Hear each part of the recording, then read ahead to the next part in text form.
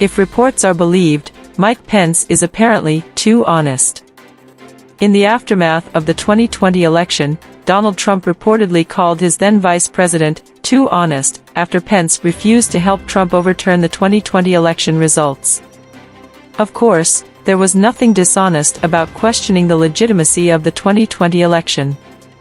Given rampant voter fraud and the fervent anti-Trumpism of Washington elites, it was a question worth asking then, and anti-Republican voter fraud remains a concern. Despite FBI and Justice Department efforts to cancel discussions of voter fraud, many American voters still fervently believed there were significant issues in the 2020 election. Obviously, at this point, we will never know the full details of the 2020 election fallout. If Pence was pushed to lie to the American people, he was right to be honest. However, if he is leveraging the illusion of honesty for political gain, there is nothing to commend. Honesty can only be celebrated when it is right and true.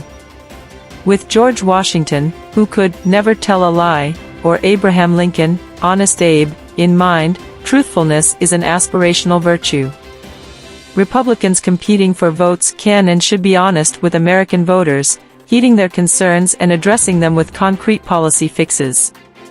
In 2016, Trump was largely successful because he was honest about many of America's problems, offering viable solutions to issues that had been on voters' minds for decades. On illegal immigration, Trump was clearly honest, explaining that the US-Mexico border is in a state of crisis and advocating for a border wall that could stop the proverbial bleeding. Today, the border crisis is even more critical, making it essential for Republicans to be honest about its existence, unlike the Democrats, who would rather ignore or prolong it. Trump was similarly honest about other issues, from the persistence of media bias, see, fake news, to the need for corporate tax reform and NATO's unwillingness to pay its fair share. Perhaps most important, Trump recognized the tens of millions of forgotten American voters in Rust Belt states and other parts of the country, too often overlooked by Beltway influencers. He was honest that people in New York, San Francisco and Washington looked down on Middle America, deriding it as flyover country or some such nonsense. He was honest about Hillary Clinton's hubris, see, basket of deplorables, and voters thanked him for it. The exact blueprint still applies in 2024. Let's be honest, the US economy is weak, undermined by inflation and other issues. The border crisis isn't going away, not anytime soon. Neither are crises like Chinese competition or the Ukraine war. Let's be even more honest. The woke movement is a stain on the American societal fabric. From race or gender-based identity politics to blatant endorsements of socialism and communism, wokeness is a scourge that needs to be wiped out at the ballot box. Woke Democrats should be punished by the tens of millions of voters who are, still, grateful to be Americans.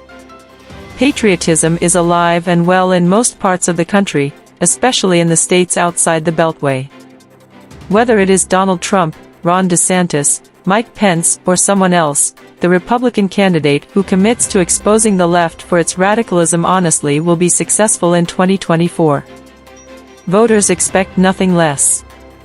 Tens of millions of them are just waiting for a candidate to echo their disgust and fight back on the public stage. This does not mean that Republican candidates should kowtow to the demands of the mainstream media.